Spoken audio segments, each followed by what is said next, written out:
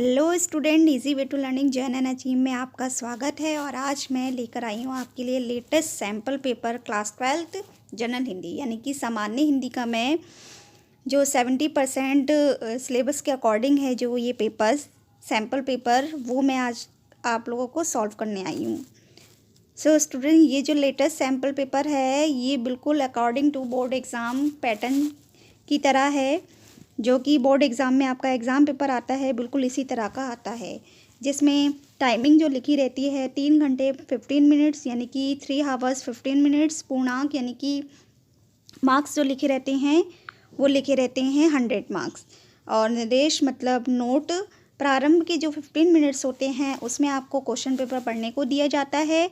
और इसके बाद सेकंड नोटिस जो है वो है कि प्रश्न पत्र जो होता है वो 2 खंड का होता है और दोनों खंडों के सभी प्रश्न को उत्तर देना अनिवार्य होता है। यानी कि यहाँ पर ये जो क्वेश्चन पेपर होता है वो 2 पार्ट में डिवाइड होता है और दोनों पार्ट करना कंपलसरी होता है स्टूडेंट।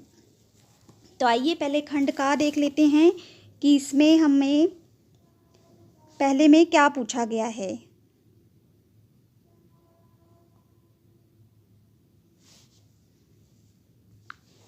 सो स्टूडेंट, खंड का में ये है ऑब्जेक्टिव टाइप क्वेश्चन आते हैं। और ऑब्जेक्टिव टाइप क्वेश्चन पहले 5 क्वेश्चन आते हैं गद्य खंड से और दूसरे आते हैं पद्य खंड से। तो गद्य खंड से जो क्वेश्चन आए हैं उसको मैं सॉल्व कर रही हूँ, आप लोग देख लीजिए। पहला क्वेश्चन है 100 अजान एक सुजान के लेखक कौन हैं। तो यहाँ पर ऑप्शन 4 दे रखे हैं, भारतेंदु हरिश्चंद्र, प्रताप नारायण मिश्र, श्याम सुंदर दास और बालकृष्ण भट्ट। तो इसका आंसर जो है स्टूडेंट बालकृष्ण भट्ट, यानी कि 100 अजान एक सुजान के लेखक जो है वो है बालकृष्ण भट्ट। फिर नेक्स्ट क्वेश्चन है पांडे, बेचैन, शर्मा, उग्र और कीर्ति अपनी खबर किस विधा की रचना है। तो ऑप्शन है संस्मरण, आत्मकथा, जीवनी और रेखाचित्र। सो स्टूडेंट, इसका जो आंसर है वो है आत्मकथा, यानी कि पांडे, बेचैन, शर्मा, उग्र और कीर्ति अपनी खबर किस विधा की रचना है, आत्मकथा की। नेक्स्ट क्वेश्चन है कवि वचन सुधा के संपादक थे। तो यहाँ पर जो ऑप्शन दे रखे हैं वो हैं लाल कृष्ण भट्ट, भारतेंदु हरिश्चंद्र, प्रताप नारायण मिश्र और बद्री नारायण चौधरी प्रेमघन। तो इसका जो आंसर है वो है भारतेंदु हरिश्चंद्र। कवि वचन सुधा के संपादक थे भारतेंदु हरिश्चंद्र। फिर है नेक्स्ट क्वेश्चन, सरदार पूर्ण सिंह किस युग के लेखक थे। तो ऑप्शन है भारतेंदु युग, द्विवेदी युग, छायावाद युग और प्रगतिवाद युग। तो इसका आंसर है द्विवेदी युग। सरदार पूर्ण सिंह किस युग के लेखक थे, वो थे द्विवेदी युग के। नेक्स्ट क्वेश्चन है आचार्य हजारी प्रसाद द्विवेदी की रचना है। द ऑप्शन आर चिंतामणि, पंचमन्वेश्वर, कुटज, चंद्रकांता। सो इसका आंसर है कुटज। सो स्टूडेंट, मैंने जो ये है गद्य खंड से 5 क्वेश्चन जो अटेम्प्ट किए हैं मैंने आपको कर दिए हैं। नेक्स्ट हम पद्य खंड में देख रहे हैं कि क्या आएगा।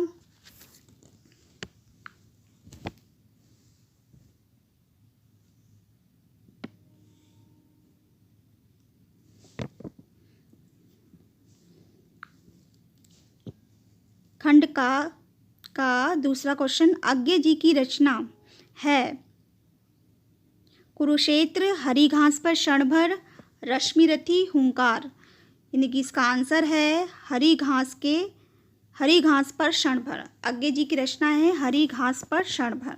नेक्स्ट क्वेश्चन है रीतिमुख कवि हैं बिहारी, भूषण, केशव, घनानंद। तो इसका आंसर है स्टूडेंट घनानंद। रीतिमुख कवि हैं घनानंद। नेक्स्ट क्वेश्चन है हिंदी साहित्य के किस काल को पूर्व मध्य काल कहा जाता है। तो ऑप्शन आर आदिकाल, भक्तिकाल, रीतिकाल, आधुनिक काल। तो इसका आंसर है भक्तिकाल। नेक्स्ट 2 क्वेश्चन और देख ले रहे हैं स्टूडेंट हम। नेक्स्ट क्वेश्चन सुमित्रा नंदन पंत को ज्ञानपीठ पुरस्कार मिला था किसके लिए, लोकायतन के लिए, कला और बूढ़ा चांद पर या चिदम्बरा पर या अतिमा पर। द आंसर है चिदम्बरा पर। फिर नेक्स्ट क्वेश्चन है कामायनी में सर्गों की संख्या कितनी है? The option are 12, 14, 15, 17। तो सही आंसर है इसका स्टूडेंट 15।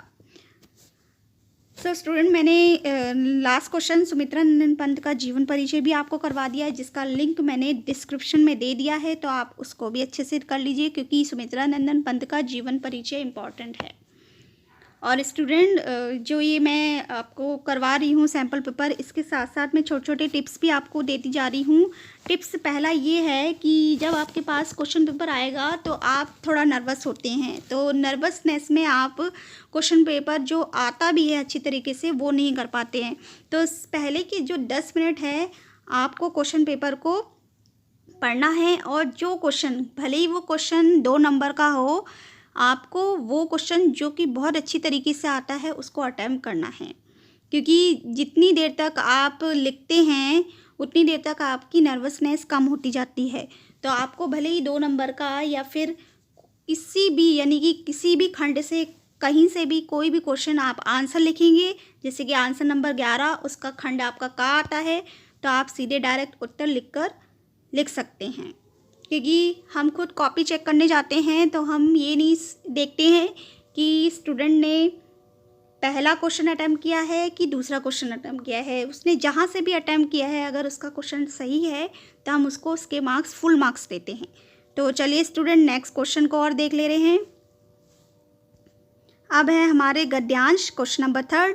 स्टूडेंट जैसे कि आपको स्क्रीन पे नज़र आ रहा है कि दिए गए गद्यांश पर आधारित निम्नलिखित प्रश्नों के उत्तर दीजिए। यानी कि ये आपका जो है कॉम्प्रहेंशन, यानी कि ये पैराग्राफ आएगा और उसके अंदर से आपको क्वेश्चन पूछे जाते हैं उससे रिलेटेड, उसके इस गद्यांश में से आपको क्वेश्चन अटैम्प्ट करने होते हैं। और ये स्टूडेंट आपका हर क्वेश्चन 2 नंबर का होता है, कुल आपके 5 क्वेश्चन आते हैं और ये पूरा क्वेश्चन आपका 10 नंबर का होता है। फिर इसमें गद्यांश में स्टूडेंट आपके 2 गद्यांश आते हैं जो कि अथवा कर आते हैं। तो ऑप्शन होता है कि आप इन दोनों गद्यांश में से सबसे अच्छा किस गद्यांश को अटैम्प्ट कर सकते हैं, आप उस गद्यांश को कर सकते हैं। तो चलिए आइए स्टूडेंट हम गद्यांश को पढ़ लेते हैं और उसके बाद उसके क्वेश्चन को अटैम्प्ट करेंगे। स्टूडेंट पहले तो मैं ये बता दे रही हूँ कि ये जो लेसन चैप्टर है आपको मैं पढ़ा चुकी हूँ, आप ना इस चैप्टर को देख लेना क्योंकि मैंने इसका लिंक भी आपको डिस्क्रिप्शन में दे रखा है। और स्टूडेंट मैं आज आपको व्याख्या नहीं बताऊंगी, सीधे इसके क्वेश्चन यानी कि इसको कॉम्प्रहेंशन को पढ़ के इसके हम क्वेश्चन अटैम्प्ट करेंगे। तो आइए देख लेते हैं, पहले हम पैराग्राफ को पढ़ लेते हैं। जन का प्रवाह अनंत होता है, सहस्त्रों वर्षों से भूमि के साथ राष्ट्रीय जन ने तादात्म्य प्राप्त किया है। जब तक सूर्य की रश्मियाँ नित्य प्रातःकाल भुवन को अमृत से भर देती हैं, तब तक राष्ट्रीय जन का जीवन भी अमर है। इतिहास के अनेक उतार चढ़ाव पार करने के बाद भी राष्ट्र निवासी जन नई उठती लहरों से आगे बढ़ने के लिए अजर अमर है। जन का सतत वही जीवन नदी के प्रवाह की तरह है, जिसमें कर्म और श्रम के द्वारा उत्थान के अनेक घाटों का निर्माण करना होता है। सो स्टूडेंट हमने इस पद्यांश को पढ़ लिया है। अब स्टूडेंट पहले तो मैं आपको एक ट्रिक बता दे रही हूँ इन पद्यांश को करने की। सबसे पहले आप, जैसे कि मैंने पहले पैराग्राफ पढ़ा है, आप पैराग्राफ को ना पढ़ के पहले आप क्वेश्चंस को पढ़िए, क्योंकि क्वेश्चन आप पढ़ेंगे तो आपके दिमाग में सिर्फ ये एक क्वेश्चन रहेगा, और जब ये क्वेश्चन रहेगा तो सिर्फ आपको जब 2 लाइनें या 3 लाइनें पढ़ेंगे तो आपको शुरू में ही इसका आंसर मिल जाएगा। ये टाइमिंग की बचत के लिए बोला है मैंने आपको। तो देखिए पहला क्वेश्चन है, जन का प्रवाह से क्या तात्पर्य है। तो यहाँ पर जन का प्रवाह का अर्थ बताना है आपको। पहले ही 3 लाइनों में आपका जन का प्रवाह का आंसर दे रखा है। जैसे कि पहले क्वेश्चन दे रखा है जन का प्रवाह अनंत होता है, तो यहाँ पर जन का प्रवाह का मीन्स होता है जो लोग होते हैं वो पीढ़ी दर पीढ़ी राष्ट्र के लिए कार्य करते रहते हैं, यानी कि जो लोग होते हैं उनका जो प्रवाह होता है वो अनंत होता है, बहुत सारा होता है, क्योंकि एक पीढ़ी से दूसरी पीढ़ी प्रभावित होती रहती है। इस तरह से जन का जो प्रवाह होता है वो होता है अनंत। नेक्स्ट क्वेश्चन है, राष्ट्र निवासी जन किसके समान आगे बढ़ने के लिए अजर अमर है। तो यहाँ पर देखिए, इतिहास के अनेक उतार चढ़ाव पार करने के बाद भी राष्ट्र निवासी जन नई उठती लहरों से आगे बढ़ने के लिए अजर अमर है। यानी कि राष्ट्र निवासी जन, ये रहा इसका आंसर। राष्ट्र निवासी जन नई उठती लहरों से आगे बढ़ने के लिए अजर अमर है। नेक्स्ट क्वेश्चन है, उत्थान के घाटों का निर्माण कैसे होगा। तो इसमें ये लिखा हुआ है क्वेश्चन नंबर 3 का आंसर, कर्म और श्रम के द्वारा उत्थान के अनेक घाटों का निर्माण करना होता है। सो स्टूडेंट, आपको समझ में आ गया होगा। सो स्टूडेंट, नेक्स्ट क्वेश्चन को और देख लेते हैं। क्वेश्चन नंबर 4, रेखांकित अंशों की व्याख्या कीजिए। तो यहाँ पर स्टूडेंट रेखांकित अंश जो दे रखे हैं इस गद्यांश में, जब तक सूर्य की रश्मियाँ नित्य प्रातःकाल भुवन को अमृत से भर देती हैं, तब तक राष्ट्रीय जन का जीवन भी अमर है। तो इसकी आपको व्याख्या करनी है इन लाइनों की। तो इन लाइनों में ये कहा गया है कि जब तक सूर्य की जो किरणें हैं रोजाना सुबह सुबह भुवन यानी कि इस धरती को अमृत से भर देंगी, यानी कि जो सूर्य की रश्मियाँ होती हैं वो जब जब पृथ्वी पड़ती हैं वो अमृत से भर देती है इस पृथ्वी को। ऐसे ही इसी प्रकार राष्ट्रीय जन का जो जीवन है अमर है। यानी कि जिस तरह से रोज सूरज अपना काम करता है, उसी तरह से राष्ट्रीय जन का जो कर्म है और श्रम है वो भी जीवन उनका अमर है। सो स्टूडेंट, मैंने आपको ये क्वेश्चन की यानी कि व्याख्या बता दी है। नेक्स्ट क्वेश्चन है, पाठ का शीर्षक और लेखक का नाम बताइए। सो स्टूडेंट, इस पाठ का शीर्षक और लेखक आप खुद ही यानी कि इस पद्यांश को यानी कि गद्यांश को ढूंढेंगे और उस शीर्षक को देखेंगे, क्योंकि स्टूडेंट ये गद्यांश कहाँ से लिया गया है ये आपको भी आना चाहिए। मैं सारे क्वेश्चंस बता चुकी हूँ, आपको पढ़ा चुकी हूँ लेसन, तो आपको ये जो गद्यांश है आपको आ जाएगा। तो चलिए स्टूडेंट, इसका अथवा वाला क्वेश्चन भी कर लेते हैं।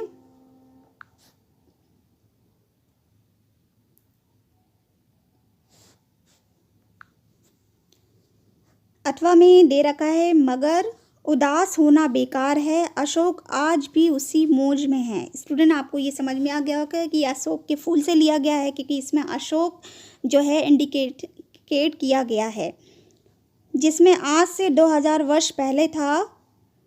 कहीं भी तो कुछ नहीं बिगड़ा है, कुछ भी तो नहीं बदला है, बदली है मनुष्य की मनोवृत्ति। यदि बदले बिना वह आगे बढ़ सकती है तो शायद वह भी नहीं बदलती। यदि वह ना बदलती और व्यावसायिक संघर्ष आरंभ हो जाता, मशीन का रथ घर घर चल पड़ता, विज्ञान का सावेग धावन चल निकलता, तो बड़ा बुरा होता। सो स्टूडेंट, यहाँ पर अशोक की फूल के बारे में बता रखा है। नेक्स्ट इसके हम क्वेश्चंस को देख लेते हैं कि क्वेश्चन में क्या पूछा गया है हमसे।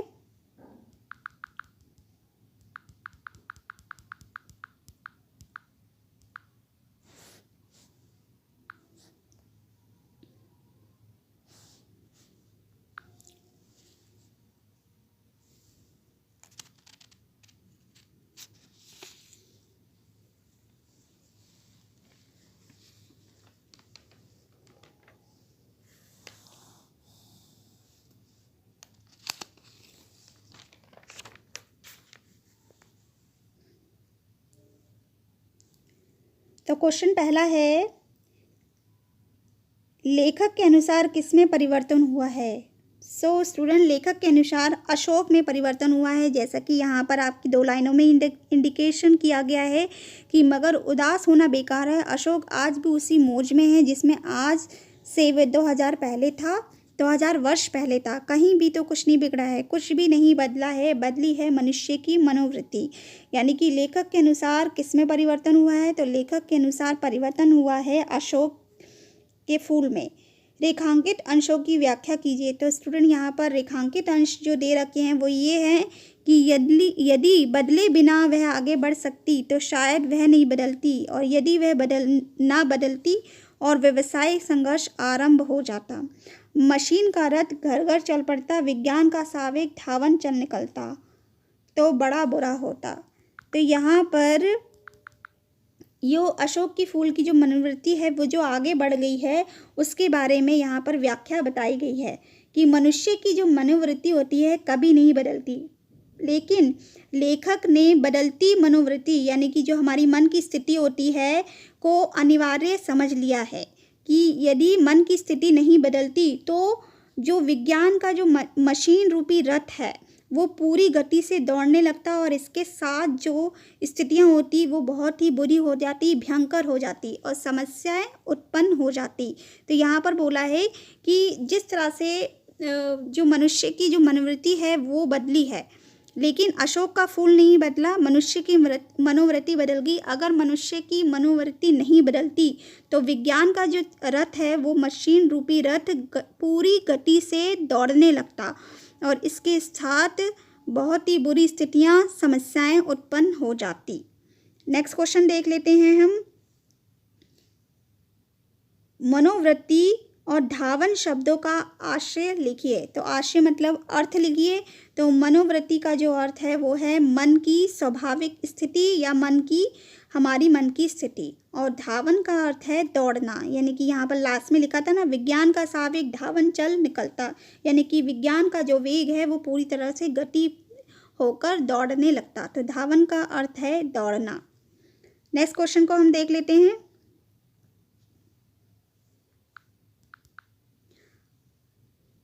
अशोक आज भी उसी मौज में क्यों है? तो अशोक जो है आज भी अपनी मनोवृत्ति के कारण मौज में है। जो मनुष्य की मनोवृत्ति बदल गई है, अशोक में कुछ भी परिवर्तन नहीं हुआ है और अशोक में जो परिवर्तन हुआ है वो मनुष्य की मनोवृत्ति के कारण हुआ है। नेक्स्ट क्वेश्चन है उपयुक्त पद्यांश यानी कि उपयुक्त गद्यांश के पाठ का शीर्षक और लेखक का नाम लिखिए। तो गद्यांश का जो पाठ है वो तो आपको समझ में ही आ गया हो कि अशोक के फूल से लिया गया है और इसके जो रचयिता हैं वो है हजारी प्रसाद द्विवेदी, यानी कि डॉक्टर हजारी प्रसाद द्विवेदी। सो स्टूडेंट, मैंने आपको ये दोनों गद्यांश समझा दिए हैं, इनके क्वेश्चंस को सॉल्व कर दिया है। तो चलिए हम नेक्स्ट क्वेश्चन को और देख लेते हैं। अब आएगा हमारा क्वेश्चन नंबर 4। इसमें पहले हमारे गद्यांश आए थे, अब आएंगे 2 पद्यांश यानी कि अथवा करके। इन दोनों पद्यांश में से जो पद्यांश आपको बहुत अच्छे से आता हो स्टूडेंट वो आप अटेम्प्ट कर लीजिएगा। और ये पद्यांश भी आपका 10 नंबर का आता है और इस पद्यांश के रिलेटेड क्वेश्चंस आते हैं जो कि इस पद्यांश को पढ़ के हमें सॉल्व करना होता है। स्टूडेंट, ये पद्यांश थोड़ा डिफ़िकल्ट होता है, वो इसलिए क्योंकि ये सिर्फ कविता की भाषा में होता है कि मेरे प्यारे नव जल से कंज से नेत्र वाले। तो इसमें हमें कोई भी हिंदी नहीं लिखी होती, ये कविता के रूप में होता है। इसलिए मैं ये चाहूँगी कि आप मेरे हर यानी कि काव्यांजलि के हर लेसन्स को देखें, वीडियो देखें, क्योंकि उसमें मैंने हर कविता के जो है व्याख्या भी करवाई है और उनके क्वेश्चंस को सॉल्व किया है। तो आइए हम क्वेश्चन नंबर 4 को भी सॉल्व कर लेते हैं। सो स्टूडेंट, मैं पद्यांश को पढ़ रही हूँ। मेरे प्यारे नव जलद से कंज से नेत्र वाले, जाके आए ना मधुबन से ओजा ना भेजा संदेशा, यानी कि जाके आए ना मधुबन और ना ही भेजा संदेशा। मैं रो रो के प्रिय विरह से बावली हो रही हूँ, जाके मेरी सब दुख कथा श्याम को तो सुना दे। सो स्टूडेंट, ये आपको समझ में ही आ गया होगा कि इस पद्यांश में क्या बोला जा रहा है। यहाँ पर राधा की दुखी स्थिति का वर्णन किया जा रहा है और वो पवन दूतिका से अपना संदेश कृष्ण को देने के लिए कहती हैं। तो पहला क्वेश्चन है, राधा किसके द्वारा कृष्ण को संदेश भिजवाती हैं? सो स्टूडेंट, मैंने पवन दूतिका लेसन भी आपको पढ़वा दिया है, तो आप मेरी इस वीडियो को भी देख लेना। राधा किसके द्वारा कृष्ण को संदेश भिजवाती है? तो राधा जो है पवन के द्वारा, यानी कि पवन को दूतिका मानकर बनाकर संदेश भिजवाती हैं। नेक्स्ट क्वेश्चन है, कृष्ण का सौंदर्य कैसा है? उल्लेख कीजिए। जो कृष्ण का सौंदर्य जो है वो बादल से शोभायमान और कमल के समान सुंदर नेत्र वाला है। यहाँ पर लिखा है मेरे प्यारे नव जलद कंज से नेत्र वाले। यहाँ पर श्री कृष्ण के बारे में राधा बता रही हैं कि वो जो श्री कृष्ण हैं वो हैं सौंदर्य बादल से शोभायमान हैं और कमल समान सुंदर नेत्र वाले हैं। नेक्स्ट क्वेश्चन है, रेखांकित अंशों की व्याख्या कीजिए। तो स्टूडेंट यहाँ पर रेखांकित अंश दे रखा है, मेरे प्यारे नवजलद से कंज नेत्र वाले जाके आए ना मधुबन से और ना ही भेजा संदेशा। तो इसकी व्याख्या ये है कि राधा कहती है कि जो मेरे प्रियतम कृष्ण हैं वो ब्रज के मधुबन को छोड़कर जाने के बाद ना ही वो वापस लौट कर आए और ना ही उन्होंने मेरे लिए कोई संदेशा भेजा और उनसे बिछड़कर मेरी दशा अत्यंत दुखी यानी कि अत्यंत दयनीय स्थिति हो गई है। सो स्टूडेंट, इसकी व्याख्या मैंने आपको बता दी है। चलिए नेक्स्ट क्वेश्चन को देख लेते हैं।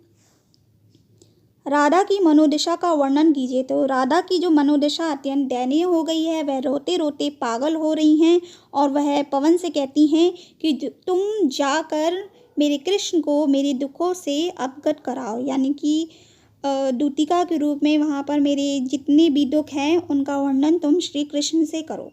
नेक्स्ट क्वेश्चन है, उपयुक्त पद्यांश का शीर्षक और कवि का नाम। तो पद्यांश का जो शीर्षक है वो है पवन दूतिका और इसके जो कवि हैं वो है अयोध्या सिंह उपाध्याय अरिहोद। सो स्टूडेंट, मैंने इस पद्यांश को आपको करवा दिया है। चलिए नेक्स्ट पद्यांश को और देख लेते हैं।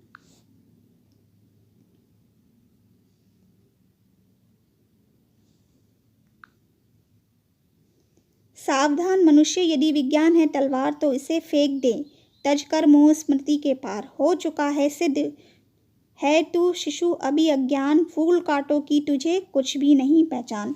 सो स्टूडेंट, ये जो लेसन है मैंने अभी तक आपको करवाया नहीं है। मैं बहुत जल्दी ही इस लेसन पर भी वीडियो बनाऊंगी, लेकिन इस पद्यांश को मैं आपको समझा दे रही हूँ कि इस पद्यांश में जो है यहाँ पर मानव को विज्ञान के विनाशकारी रूप से सावधान करने को कहा जा रहा है। तो चलिए आइए स्टूडेंट, इसकी हिंदी देख लेते हैं। सावधान मनुष्य, यानी कि यहाँ पर कवि कह रहे हैं कि सावधान मनुष्य, यदि विज्ञान है तलवार तो इसे फेंक दो, तजकर मोह और स्मृति के पार, हो चुका है सिद्ध, यानी कि ये सिद्ध हो चुका है कि जो मानव है वो अभी शिशु की तरह अज्ञान है और फूल और कांटों की उसे अभी तक पहचान नहीं हुई है।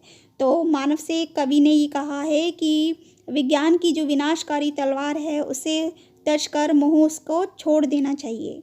तो चलिए स्टूडेंट, इसके क्वेश्चंस को सॉल्व कर लेना चाहिए। नेक्स्ट 2 लाइनें और मैं समझा रही हूँ। खेल सकता तू नहीं, ले हाथ में तलवार, काट लेगी अंग, तीखी है बड़ी ये धार। यानी कि मनुष्य से कहा जा रहा है कि विज्ञान की जो तलवार है उससे तू खेल नहीं सकता है क्योंकि तू अभी अज्ञान है, और अगर तू खेलता है तो अपने जो अंग है उसकी तीखी तलवार की धार से काट लेगा। तो नेक्स्ट क्वेश्चन है, विज्ञान को तलवार क्यों कहा गया है। तो विज्ञान को ये तलवार इसलिए कहा गया है क्योंकि मानव को जो विज्ञान की विनाशकारी रूप से सावधान किया गया है, क्योंकि विज्ञान जो है जिस तरह से संसार को आगे बढ़ाने में मददगार है, पर उसी तरह से वो एक तरह से विनाशकारी तलवार भी है जो कि मनुष्य की जो अंग है यानी कि मनुष्य का जो जीवन है वो नष्ट कर सकती है। नेक्स्ट क्वेश्चन है, मनुष्य को शिशु और अज्ञान क्यों बताया गया है। क्योंकि मनुष्य जो है वैज्ञानिक आविष्कारों के जो प्रति है वो अत्यधिक मोह और उसके परिणाम के प्रति सचेत न होने के कारण अज्ञानी शिशु और अज्ञान कहा गया है। यानी कि जो विज्ञान के जो चमत्कार है, जो हम विज्ञान के वैज्ञानिक रूप से जो आविष्कार कर रहे हैं उससे मानव जो है शिशु की भांति अज्ञान है। नेक्स्ट क्वेश्चन है, यहाँ मानव को क्या संदेश दिया गया है। तो यहाँ मानव को ये संदेश दिया गया है कि विज्ञान की जो धार है यानी कि विज्ञान की जो तलवार है वो बहुत ही तीखी धार वाली है, इसलिए इसे तज कर यानी कि इसका मोह छोड़ देना चाहिए, क्योंकि इससे तुम अपना जो संसार है उसको विनाश कर सकते हो। नेक्स्ट क्वेश्चन है, रेखांकित अंश की व्याख्या कीजिए। तो यहाँ पर रेखांकित अंश ये है कि हो चुका है सिद्ध तू शिशु अभी अज्ञान, फूल कांटों की तुझे कुछ नहीं पहचान। सो स्टूडेंट, इसकी व्याख्या ये है कि विज्ञान के जो वैज्ञानिक आविष्कार है उसको तुम मनुष्य अभी भी अच्छी तरह से नहीं कर सकते हैं। तो अभी भी मनुष्य जो है शिशु की तरह अज्ञानी है और उसे फूल और कांटों की अभी तक समझ नहीं हुई है। नेक्स्ट क्वेश्चन है, उपयुक्त पद्यांश के पाठ का शीर्षक और उसके कवि का नाम। तो पाठ का जो शीर्षक है वो है अभिनव मनुष्य से लिया गया है और कवि जो है रामधारी सिंह दिनकर है। सो स्टूडेंट, इस शीर्षक में इस तरह से आप लोगों को पद्यांश में क्वेश्चन पूछे गए हैं। आपको इस पद्यांश की पहले व्याख्या आनी चाहिए, तभी इन क्वेश्चंस को आप सॉल्व कर सकते हैं। तो चलिए स्टूडेंट, हम नेक्स्ट क्वेश्चन को और देख लेते हैं। अभी तक हमने क्वेश्चन नंबर 4 यानी कि गद्यांश, पद्यांश और ऑब्जेक्टिव टाइप क्वेश्चंस को हल किया है। स्टूडेंट, इसी तरह से आपका 100 नंबर का आपका क्वेश्चन पेपर आता है। तो चलिए नेक्स्ट क्वेश्चन यानी कि क्वेश्चन नंबर 5 को देख लेते हैं कि उसमें हमसे क्या पूछा गया है। क्वेश्चन नंबर 5 में अब आता है, किसी एक लेखक का साहित्यिक परिचय देते हुए उनकी कृतियों का उल्लेख कीजिए। और इसकी जो अधिकतम शब्द सीमा होती है 80 शब्द होते हैं और ये 5 नंबर का आता है। स्टूडेंट, इसमें मैंने एक स्पेशल वीडियो बनाया था जो कि आपकी किस तरह से आपको कृतियाँ और साहित्यिक परिचय देते हुए उल्लेख करना है, जिसका मैंने लिंक आपको डिस्क्रिप्शन में दे दिया है। तो आप उसी तरह से इनके जो है साहित्यिक परिचय लिखना। साहित्यिक परिचय में आपके 3 साहित्यिक परिचय आए हैं, वासुदेव शरण अग्रवाल, प्रोफेसर जी सुंदर रेड्डी और doctor Hazari Prasad Dwivedi. So student, इन तीनों में से आपको एक का साहित्यिक परिचय देना है। मैंने आपको प्रोफेसर जी सुंदर रेड्डी का जीवन परिचय करवा दिया है, तो मैंने उसका भी लिंक आपको डिस्क्रिप्शन में दे दिया है, तो आप कर लेना। तो चलिए स्टूडेंट, क्वेश्चन नंबर 5 का ही खा भी देख लेते हैं कि इसमें क्या दे रखा है हमें। तो इसमें पूछा गया है कि निम्नलिखित किसी एक कवि का साहित्यिक परिचय देते हुए उनकी प्रमुख रचनाओं का उल्लेख कीजिए। और इसकी भी शब्द सीमा जो होती है वो 80 शब्द होता है और ये भी 5 नंबर का आता है। सो स्टूडेंट, देख लेते हैं इसमें किस कवि का साहित्यिक परिचय दिया गया है और उनमें से हमें कौन से यानी किसी एक का अटेम्प्ट करना है। तो दे रखा है सुमित्रा नंदन पंत, रामधारी दिनकर और सच्चिदानंद हीरानंद वात्स्यायन आज्ञे। तो स्टूडेंट, मैंने सुमित्रा नंदन पंत का भी जीवन परिचय आपको करवा दिया है और आपको इसमें भी आपको साहित्यिक परिचय यानी कि साहित्यिक परिचय देते हुए उनकी रचनाओं का वर्णन करना है और इन तीनों में से किसी एक का ही साहित्यिक परिचय आपको देना है। तो चलिए स्टूडेंट, मैंने इसका भी लिंक आपको डिस्क्रिप्शन में दे दिया है। और स्टूडेंट, अब आती है टिप्स की बारी कि इनको किस तरह से करना है।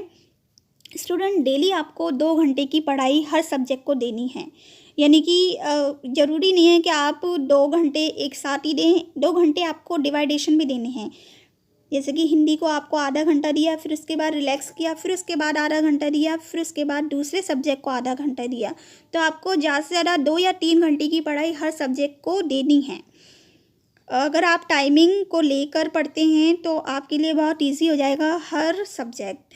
सो स्टूडेंट, ये टिप्स था कि आपको डेली आपको 6 घंटे की पढ़ाई यानी कि पर सब्जेक्ट को 2 घंटे देने हैं और ये 2 घंटे आप मेरे हिसाब से आप सुबह 4 बजे से लेकर 6 बजे तक दीजिए और रात के 7 बजे से लेकर 9 बजे तक दीजिए। स्टूडेंट, ये सबसे अच्छी टाइमिंग होती है, इसमें आप फ्री भी रहते हैं तो आप अच्छे से इन सब्जेक्ट्सों को रिवीजन कर सकते हैं। और मैं हर हफ्ते आपके लिए ऐसे ही मॉडल टेस्ट पेपर रिवीजन वाले लेकर आऊँगी और इसके साथ ही साथ मैं अदर सब्जेक्ट के भी मॉडल टेस्ट पेपर लेकर आऊँगी आर्ट्स के, तो आप उनको भी देख लीजिएगा। तो चलिए क्वेश्चन नंबर 6 को भी देख लेते हैं कि क्वेश्चन नंबर 6 में क्या पूछा गया है। क्वेश्चन नंबर 6 में पूछा गया है कि ध्रुव यात्रा अथवा पंचलाइट कहानी का सारांश लिखिए या फिर बहादुर अथवा पंचलाइट कहानी का उद्देश्य पर प्रकाश डालिए। सो स्टूडेंट, ये आपके 4 क्वेश्चन पूछे गए हैं। इन 4 क्वेश्चनों में आपको सिर्फ एक क्वेश्चन का ही आंसर देना है। आपको मैंने पंचलाइट कहानी का सारांश लिखवा दिया है, तो आप पंचलाइट कहानी का सारांश लिख सकते हैं बहुत ही इजी वे में। और ये क्वेश्चन स्टूडेंट कंपलसरी क्वेश्चन है, आपका आता ही है और 5 मार्क्स का आता है, इसलिए बिल्कुल नहीं छोड़ना है इसको। आपके ये छोटे छोटे मार्क्स ही आपको अच्छे यानी कि 90% से भी ऊपर अच्छे मार्क्स दिलवा सकता है। तो चलिए स्टूडेंट, नेक्स्ट क्वेश्चन को और देख लेते हैं। क्वेश्चन नंबर 7 को स्वपठित खंड काव्य के आधार पर किसी एक खंड के प्रश्न का उत्तर दीजिए, यानी कि किसी एक खंड के प्रश्न का उत्तर देना है आपको। अधिकतम शब्द सीमा जो है वो 80 शब्द है। तो स्टूडेंट, हमारे यहाँ का जो खंड काव्य है वो देख लेते हैं। देखिए, बहुत सारे खंड काव्य इसमें दे रखे होंगे, तो जो मैंने आपको करवाया है वो आपको करना है और इसमें भी आपको 2 क्वेश्चन आएंगे और उन 2 क्वेश्चनों में से किसी एक क्वेश्चन का ही आंसर देना है और ये जो क्वेश्चन है वो भी 5 नंबर का आता है। तो क्वेश्चन नंबर 4 जो है वो हमारा खंड काव्य है। सत्य की जीत का खंड काव्य की नायिका का चरित्र चित्रण कीजिए और सत्य की जीत के खंड काव्य का कथासार लिखिए। सो स्टूडेंट, मैंने खंड काव्य की जो नायिका है द्रौपदी का चरित्र चित्रण भी करवा दिया है और खंड काव्य का जो कथासार है वो भी मैंने आपको करवा दिया है, जिसका लिंक मैंने आपको वीडियो के डिस्क्रिप्शन में दे दिया है। तो आप इसे अच्छे से पढ़ लेना। यही है हमारे मोस्ट इम्पॉर्टेंट क्वेश्चन जो कि कंपलसरी आपके आएंगे। अब है नेक्स्ट क्वेश्चन। अब आ गए हैं हम खंड का पर। खंड खा, तो स्टूडेंट खंड का में इतने ही क्वेश्चन आते हैं आपके जो कि कंपलसरी हैं। कुछ क्वेश्चंस जो कि आपके आएंगे। तो खंड खा में क्या क्या आएगा हमारा? ऑब्जेक्टिव टाइप क्वेश्चन गद्य और पद्य से, फिर गद्यांश आएगा, फिर पद्यांश आएगा, उसके बाद आएगा गद्यांश से आपके लिए जीवन परिचय और फिर पद्यांश से किसी एक कवि का जीवन परिचय और उसके बाद आएगी पंचलाइट कहानी और उसके बाद आएगी सत्य की जीत। सो स्टूडेंट, ये है अब खंड खा, जिसको मैं नेक्स्ट पार्ट में रिवाइज करवाऊंगी आपको। स्टूडेंट, खंड खा में आपका आता है संस्कृत देदेशिका और दूसरा आता है व्याकरण। तो चलिए स्टूडेंट, खंड का जो रिवीजन है आप मेरी वीडियो को देख के कर लीजिएगा। मैं ऐसे ही आपके लिए हर हफ्ते ऐसी ही वीडियो लेकर आती रहूँगी। और स्टूडेंट, अगर आप लोगों को मेरा ये वीडियो अच्छा लगा है तो ज़्यादा से ज़्यादा लाइक कर दीजिए और शेयर कर दीजिए ताकि और भी स्टूडेंट बेनिफिट ले सके हमारी इस वीडियो से। और स्टूडेंट, जितनी भी टिप्स मैं आपको दे रही हूँ उसी टिप्स के अकॉर्डिंग अगर आप पढ़ते हैं तो आपके 90% से भी ऊपर मार्क्स हिंदी में आ सकते हैं। और स्टूडेंट, जितनी भी मैं आप लोगों को मॉडल टेस्ट पेपर और यहाँ तक कि मैं प्रीवियस ईयर्स के पेपर भी आप लोगों के लिए लेकर आऊँगी हर टिप्स के साथ। जो छोटी छोटी टिप्स मैं आपको दे रही हूँ कि पढ़ाई आपको 2 घंटे करनी है, किस तरह से करनी है। आप वर्डन लेके बिल्कुल भी पढ़ाई ना करिए स्टूडेंट। अब जितना वक्त यानी कि सुबह का वक्त और एक रात के 2 घंटे आपको देने हैं अपनी पढ़ाई को। पर सब्जेक्ट को अगर आप इस तरह से रिवीजन करते हैं तो आपके बहुत अच्छे मार्क्स आ सकते हैं। तो चलिए स्टूडेंट, मैं नेक्स्ट पार्ट लेकर बहुत जल्दी आऊँगी। तब तक के लिए आप अपना ख्याल रखिए और मेरी वीडियो को लाइक कर दीजिए। लाइक करना बिल्कुल मत भूलिए और शेयर भी कर दिए। और जो मेरे चैनल को नए सब्सक्राइबर यानी कि नए देख रहे हैं वो सब्सक्राइब कर ले, क्योंकि मैं ऐसी ही अच्छी वीडियो आपके लिए लेकर आती रहूँगी। तब तक के लिए आप अपना ख्याल रखिए, खुश रहिए, सुरक्षित रहिए। Thank you.